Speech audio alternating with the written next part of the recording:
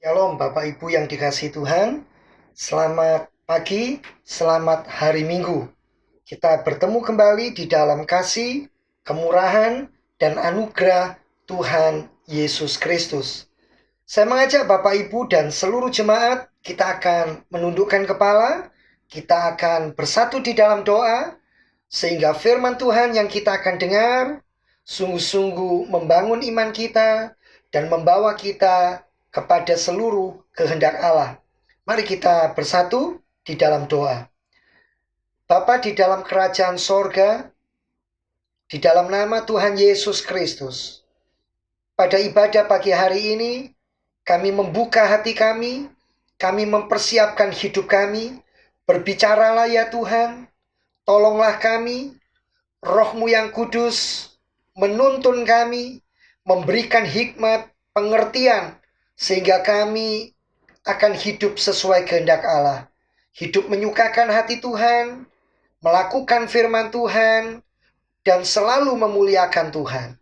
Terima kasih Bapa, urapan yang baru atas kami, semua jemaat, semua umat-Mu, juga urapan yang baru atas hamba-Mu yang akan menyampaikan isi hati Tuhan bagi kami.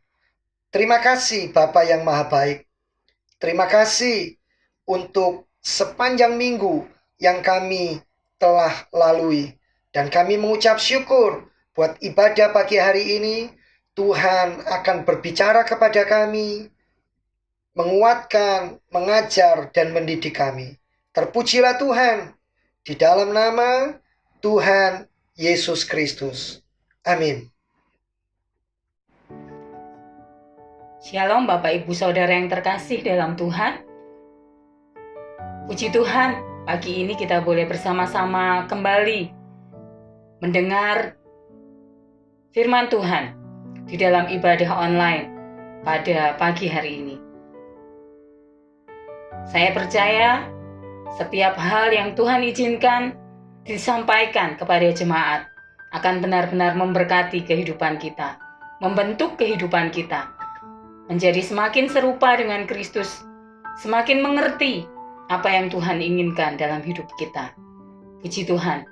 Pada pagi ini, saya akan mengajak Bapak Ibu Saudara membaca dari kitab Injil Matius pasal 8, ayat 1 sampai 4. Kitab Injil Matius pasal 8, ayat 1 sampai 4. Yesus menyembuhkan seorang yang sakit kusta. Setelah Yesus turun dari bukit, orang banyak berbondong-bondong mengikuti Dia. Maka datanglah seorang yang sakit kusta kepadanya, lalu sujud menyembah Dia dan berkata, "Tuan, jika Tuan mau, Tuan dapat mentahirkan aku." Lalu Yesus mengulurkan tangannya, menjamah orang itu dan berkata, "Aku mau, jadilah engkau tahir." Seketika itu juga tahirlah orang itu daripada kustanya.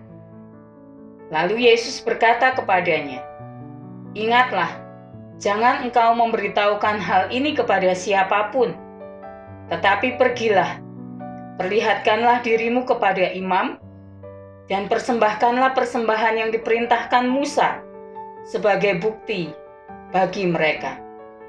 Amin. Renungan firman Tuhan pada pagi hari ini akan mengambil dari ayat kedua dari ayat yang kita baca tadi. Judul renungan kita pada pagi ini adalah "Jika Tuan mau."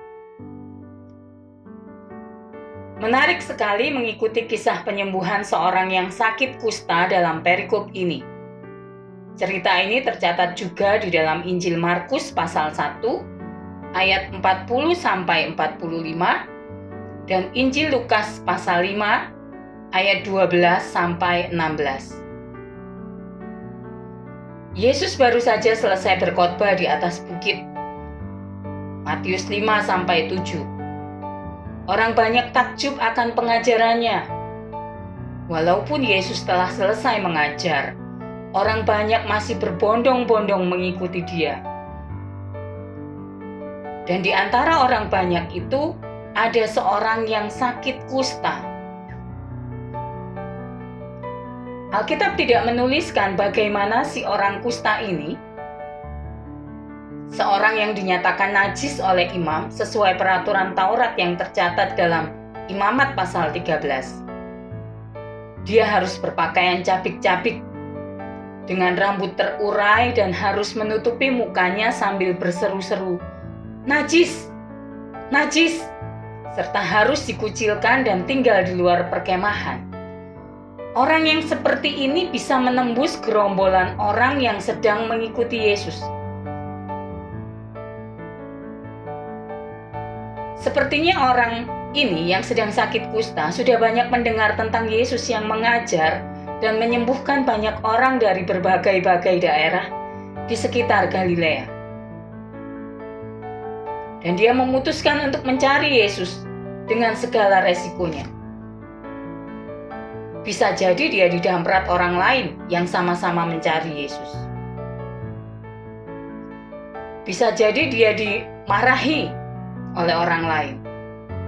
Tetapi apapun itu, akhirnya dia menemukan Yesus. Tapi anehnya, setelah menemukan Yesus, orang kusta ini tidak memaksa Yesus untuk mentahirkan dia. Sebaliknya, dia sujud menyembah Yesus dan berkata, "Tuan, jika Tuan mau, Tuan dapat mentahirkan aku." Dalam terjemahan lama saya ulang, "Ya Tuhan, jikalau kiranya Tuhan kehendaki, niscaya Tuhan dapat mentahirkan hamba." Dan selanjutnya kita pun tahu bahwa Yesus mau dia menjadi tahir. Yesus mengulurkan tangannya menjamah orang itu dan berkata, "Aku mau, jadilah engkau tahir." Tara, si kusta pun menjadi tahir. Kemudian Yesus meminta dia untuk menunjukkan dirinya kepada imam-imam untuk dinyatakan tahir, sambil membawa persembahan yang diperintahkan Musa sebagai bukti atas kesembuhan si kusta ini. Hal ini untuk membuktikan bahwa penyembuhan Yesus itu nyata, bukan abal-abal. Yesus datang ke dunia untuk melakukan kehendak Bapanya, yakni melakukan penebusan yang menyeluruh dan sempurna, holistik. Untuk dosa, Allah menyediakan pengampunan. Untuk kematian, Allah menyediakan kehidupan kekal. Untuk sakit penyakit, Allah menyediakan kesembuhan. Bahkan sebelum Yesus datang ke dunia, Daud sudah menyampaikan nubuatan ini. Daud mengajak jiwanya memuji Allah yang kudus atas segala kebaikan yang Allah perbuat dalam hidup Daud dan hidup kita semua. Mari kita sama-sama membaca dari Mazmur pasal 103 ayat 1 sampai 5. Mazmur pasal 103 ayat 1 sampai 5. Judul perikopnya, "Pujilah Tuhan, hai jiwaku." Dari Daud, "Pujilah Tuhan, hai jiwaku. Pujilah namanya yang kudus, hai segenap batinku. Pujilah Tuhan, hai jiwaku. Dan janganlah lupakan segala kebaikannya. Dia yang mengampuni segala kesalahanmu, yang menyembuhkan segala penyakitmu. Dia yang menebus hidupmu dari lubang kubur, yang memahkotai engkau dengan kasih setia dan rahmat. Dia yang memuaskan hasratmu dengan kebaikan, sehingga masa mudamu menjadi baru, seperti pada burung Raja Wali." Allah punya rencana yang luar biasa dalam hidup manusia. Kebaikan Allah adalah kebaikan yang menyeluruh, menjangkau roh, jiwa, dan tubuh kita. Dan itulah misi Yesus ketika datang ke dunia dan melakukan kehendak Bapanya. Kembali pada kisah si kusta di Matius pasal 8 ayat 1-4. Kita akan belajar dari si kusta. Apa sebenarnya yang terjadi dalam hidup si kusta? Yang pertama, si kusta ini sudah mengetahui siapa Yesus. Yesus adalah seorang yang dapat melakukan segala sesuatu. Yesus punya kuasa dan pasti tidak ada yang mustahil bagi Yesus, termasuk mentahirkan dirinya dari kusta. Si kusta ini paham benar. Terbukti dari berita-berita yang sering dia dengar bahwa ada banyak orang sakit dan menderita disembuhkan dan dibebaskan oleh Yesus. Pengetahuannya tentang Yesus bukan pengetahuan yang dangkal. Pengetahuan ini disertai juga dengan iman yang luar biasa. Pemahamannya tentang Yesus membuatnya berani dan tidak ragu-ragu untuk memohon kepada Yesus. Si kusta tahu bahwa Yesus mampu. Yang kedua, si kusta ini memperlakukan Yesus dengan seharusnya. Dia sujud menyembah Yesus dan memohon kepadanya. Ini juga menjadi pertanda bahwa si kusta menundukkan diri kepada kehendak Yesus dan tidak memaksakan kehendaknya sendiri. Si kusta tahu bahwa sekalipun Yesus mampu melakukan segala sesuatu, tetapi hanya kehendak Allah lah yang boleh jadi. Itulah sebabnya si kusta berkata, "Tuan, jika Tuan mau, Tuan dapat mentahirkan aku." Pernyataan ini juga berarti, jika Tuan tidak mau, ya tidak apa-apa. Si kusta ini ngotot bertemu Yesus, tapi tidak memaksakan kehendaknya sendiri. Bapak, Ibu, Saudara, kita pun memiliki banyak permohonan kepada Tuhan. Permohonan untuk kesehatan kita, keluarga kita, kecukupan hidup kita sehari-hari, masa depan kita, anak-anak kita. Mungkin kita sudah banyak berdoa tetapi belum dijawab. Dan kita pun bertanya-tanya, mengapa? Apa Tuhan tidak mendengar? Atau Tuhan tidak peduli? Apakah terlalu sulit bagi Tuhan untuk menjawab permohonan kita?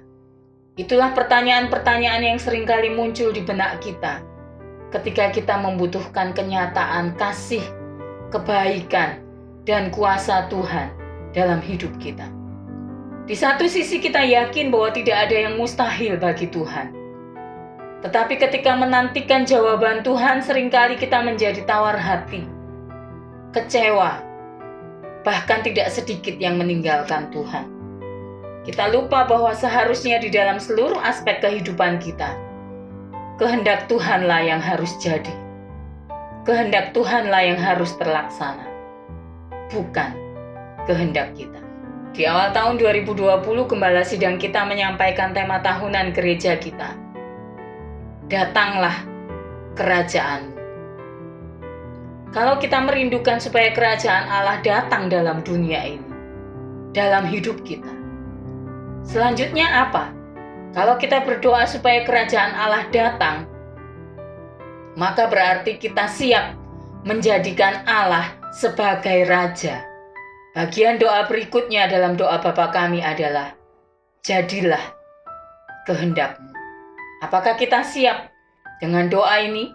Datanglah kerajaan-Mu, jadilah kehendak-Mu. Kita bisa belajar dari 3 sekawan, Sadrah, Mesakh, dan Abednego, yang diperhadapkan pada kesempatan terakhir yang diberikan oleh Raja Nebukadnezar dalam kisah yang terkenal, dapur api. Kalau membaca dari Daniel pasal 3 ayat 16 sampai 18 versi firman Allah yang hidup, di sana dituliskan demikian. Sadrah, Mesakh, dan Abednego menjawab, "Ya Baginda Raja Nebukadnezar, kami tidak khawatir apapun yang akan terjadi atas diri kami. Kalau kami dilemparkan ke dalam dapur api yang menyala-nyala, pastilah Allah kami sanggup melepaskan kami, dan Ia pun akan melepaskan kami dari tangan Baginda. Tetapi sekalipun Ia tidak berbuat demikian, harap Baginda maklum bahwa kami tetap tidak akan menyembah dewa-dewa Baginda ataupun patung emas yang Baginda buat itu." Sadrah, Mesakh, dan Abednego tidak pernah menyaksikan kesanggupan Allah dalam menolong mereka. Tetapi iman mereka mengajari mereka bahwa jika Allah tidak menolong mereka, dalam artian Allah tidak berkehendak membebaskan mereka, mereka tetap setia pada iman mereka. Mengapa? Karena mereka tahu Allah pasti punya rencana yang berbeda bagi kehidupan mereka. Kita juga bisa belajar dari Yesus ketika Dia diperhadapkan pada situasi yang sangat menakutkan yang harus dihadapinya menjelang akhir pelayanannya. Di Getsemani, Yesus harus bergumul dengan kehendak Allah atas hidupnya. Yesus sangat ketakutan, dan dalam pergumulannya Lukas mencatat peluhnya menjadi seperti titik-titik darah yang bertetesan ke tanah.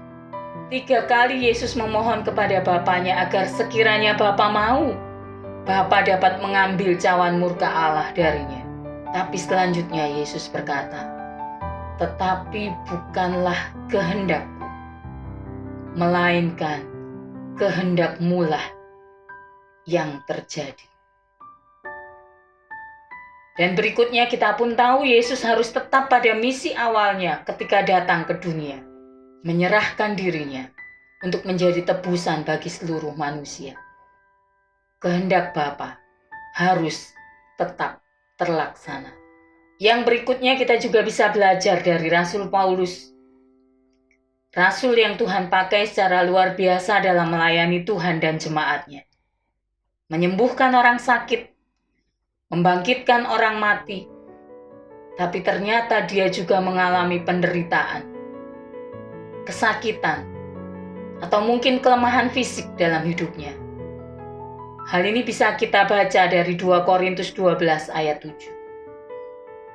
Paulus bercerita bahwa dia sudah 3 kali berdoa memohon kepada Allah agar dibebaskan dari apa yang disebutnya duri dalam daging. Tetapi jawaban Allah kepadanya dalam ayat 9, "Cukuplah kasih karuniaku bagimu, sebab justru dalam kelemahanlah kuasaku menjadi sempurna." Dari ketiga contoh yang telah saya sebutkan di atas, Sadrah, Mesakh, dan Abednego, Tuhan Yesus serta Rasul Paulus tidak memperoleh apa yang mereka harapkan. Tetapi setelah peristiwa-peristiwa yang mereka harus lalui, mereka menerima upah mereka masing-masing. Jadi bagaimana? Masihkah ada keraguan dalam hidup kita ketika doa dan permohonan kita seolah-olah tidak didengar Tuhan? Apakah Tuhan tidak mempedulikan kita? Apakah kita terlalu berdosa untuk memperoleh pengampunannya? Jawabannya adalah tidak. Ketika kita berada dalam keadaan yang seperti ini, tetaplah percaya bahwa Tuhan adalah Tuhan yang berdaulat penuh atas dunia dan segala isinya, termasuk kita manusia yang diciptakan segambar dengan dirinya dan telah menerima penebusan yang sempurna.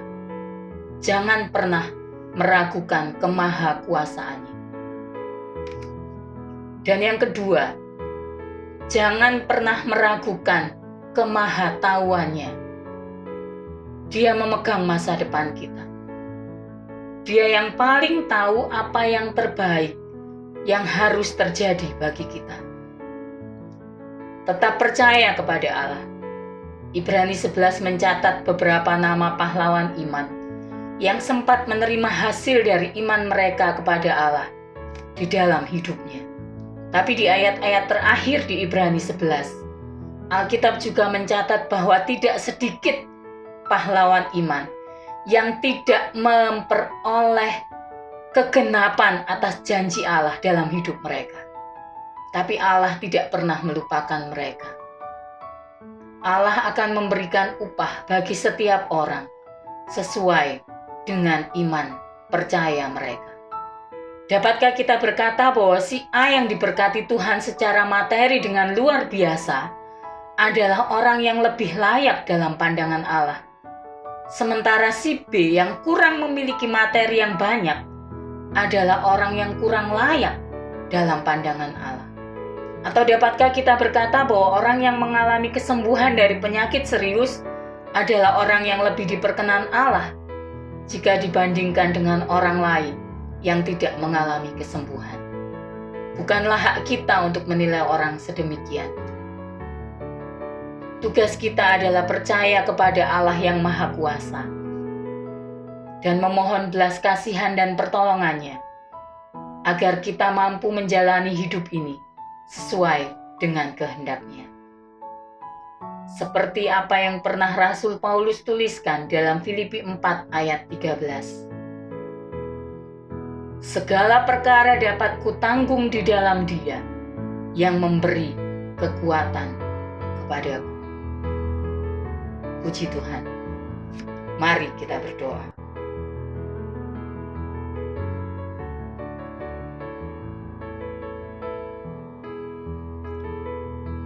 Bapa di dalam sorga, Bapa yang Maha Kuasa, Bapa yang Maha Tahu,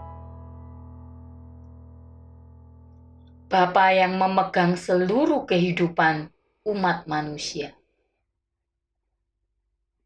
Kami bersyukur kepadamu Tuhan kalau pada pagi ini kami boleh belajar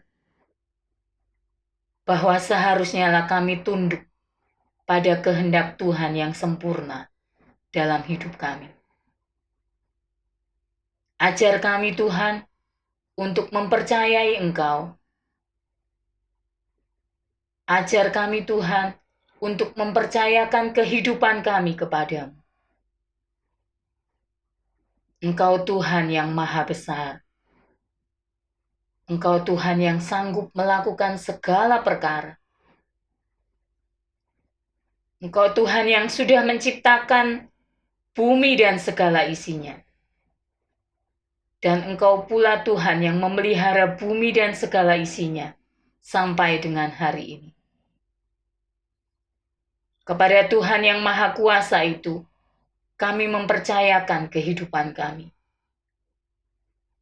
Ajar kami untuk tidak pernah ragu Tuhan.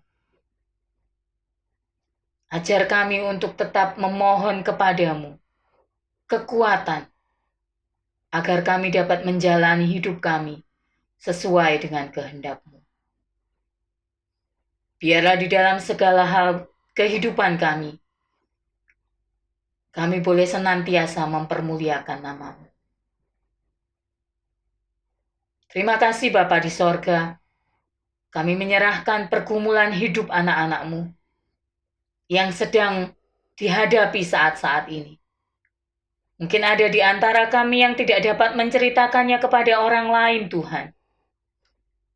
Mungkin ada di antara kami yang harus menanggungnya sendiri. Tapi biarlah kami boleh percaya kepada Tuhan. Kami memohon belas kasihan Tuhan. Kami memohon pertolongan Tuhan. Jika Tuhan mau, Tuhan dapat melakukan segala perkara bagi kami. Tetapi jika tidak pun, kami tidak akan melepaskan iman percaya kami kepada Tuhan.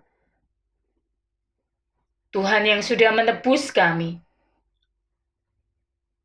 Tuhan yang sudah mengangkat kami sedemikian tinggi menjadi milik kepunyaan-Mu sendiri. Kami bersyukur Tuhan, kami berterima kasih bahwa kami semakin mendekat kepadamu, mengerti isi hati-Mu. Terima kasih Bapa di sorga. Kami mohonkan berkat-Mu bagi bangsa dan negara kami, bagi gereja-gereja di seluruh muka bumi, khususnya di Indonesia, bagi gereja kami, anggota jemaat GKI Ghana, bagi keluarga kami masing-masing, bagi setiap kami yang membutuhkan pertolongan Tuhan. Datanglah kerajaan-Mu, jadilah kehendak-Mu di bumi seperti di sorga. Terima kasih Bapa di sorga, terpujilah nama-Mu. Di dalam nama Tuhan Yesus Kristus, kami berdoa dan mengucap syukur. Puji Tuhan. Amin. Amin.